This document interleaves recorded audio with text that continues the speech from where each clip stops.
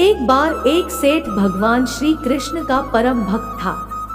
वह अपना काम धंधा करता था और सोते जागते ठाकुर जी का नाम जपता रहता था। उसका एक नियम था, वह रोज शाम को कृष्ण मंदिर में जाकर 4 लड्डुओं का भोग लगाता था। एक दिन उसे किसी काम से शहर से बाहर जाना पड़ा और वहां जोरदार बारिश होने लगी और वह वापस ना जा सकता था। वहां भी वह ठाकुर जी को ही याद कर रहा थी। कुछ समय परेशान रहा कि आज मेरा भोग लगाने का नियम टूट जाएगा। फिर उसने मन में कान्हा जी से कि मैंने अगर सच्ची भक्ति की है तो मेरा नियम ना टूटने देना, और वह कान्हा जी का नाम लेते लेते सो जाता है। अगले दिन वापस आकर मंदिर जाता है। दुकान से प्रसाद में 4 लड्डुओं को लेता है और दुकानदार को पैसे देता है।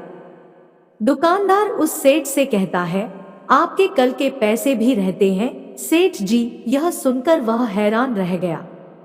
उसने दुकानदार को बताया कि कल तो वह आया ही नहीं, तो कल कौन प्रसाद ले गया। दुकानदार ने उन्हें बताया, कल एक छोटा सा लड़का बांसुरी पकड़े हुए आया और उसने कहा कि 4 लड्डू दे दीजिए, सेठ जी के खाते में इसके पैसे लिख देना। यह सुनते ही सेठ जी की आंखों से आंसुओं की धारा बहने लगी।